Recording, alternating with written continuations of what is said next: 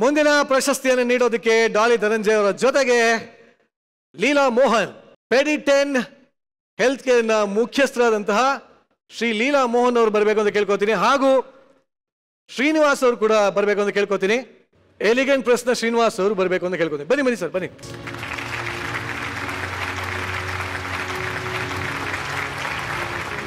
ಕನ್ನಡ ಚಿತ್ರರಂಗ ಹೊಸ ಪ್ರತಿಭೆಗಳು ಬಂದಾಗ ಮೆಚ್ಚು ತಬ್ಕೊಳ್ಳುತ್ತೆ, ಬೆನ್ ತಟ್ಟಿ ಬೆಳೆಸುತ್ತೆ.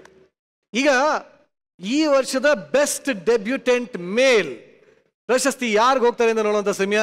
ಧನಂಜಯ ಅವರೇ, best debut actor male, the award goes to Shishir Baikady, dare devil Mustafa. Congratulation, congratulation. S,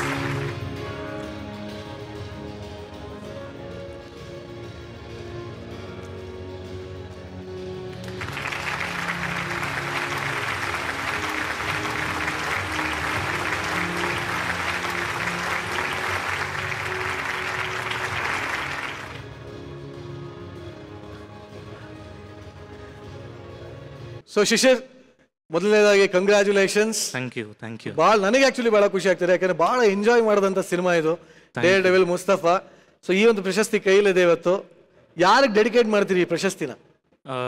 ಅಂದರೆ ತುಂಬ ಜನಕ್ಕೆ ಡೆಡಿಕೇಟ್ ಮಾಡಬೇಕು, ಟೀಮ್ ಎಫರ್ಟು ಮತ್ತು ತುಂಬ ಎನರ್ಜೀಸು ಡೇರ್ ಡೆವಿಲ್ ಮುಸ್ತಫಾನ ಗೆಲ್ಸಿರೋದು. ಸೊ ಫಸ್ಟ್ ಆಫ್ ಆಲ್ ಅಂದರೆ ನನ್ನ ಸಿನಿಮಾ ಟೀಮ್ಗೆ, ಯಾಕಂದರೆ ನನ್ನ ಲೈಫಿನ ಥಾಟ್ ಪ್ರೊಸೆಸ್ಸು ಮತ್ತು ಸಿನಿಮಾ ಬಗ್ಗೆ ಇದ್ದಿದ್ದ ಪರ್ಸೆಪ್ಷನ್ನು ಎಲ್ಲ ಚೇಂಜ್ ಮಾಡಿದ್ದು ನನ್ನ dare devil team. So Shashank ಅಣ್ಣಂಗೆ ಥ್ಯಾಂಕ್ಸ್ ಹೇಳ್ತೀನಿ, ಡೇರ್ ಡೆವಿಲ್ ಮುಸ್ತಫಾ ಟೀಮಿಗೆ ಥ್ಯಾಂಕ್ಸ್ ಹೇಳ್ತೀನಿ. ಮತ್ತು ಡಾಲಿ ಪಿಕ್ಚರ್ಸ್ಗೆ, ಯಾಕಂದರೆ ನಮ್ಮಂಥ ಹೊಸ ಹುಡುಗರು ಸಿನಿಮಾ ಹೋಗಿ ತೋರಿಸಿದಾಗ ಅವರು ಇಷ್ಟಪಟ್ಟು ಪ್ರೆಸೆಂಟ್ ಮಾಡಿದ್ರು, ತುಂಬ ಜನಕ್ಕೆ ಪ್ರಾಕ್ಟಿಕಲಿ ರೀಚ್ ಆಯಿತು ಅದು. ಸೊ ಥ್ಯಾಂಕ್ಸ್ ಅಣ್ಣ, ಥ್ಯಾಂಕ್ ಯು.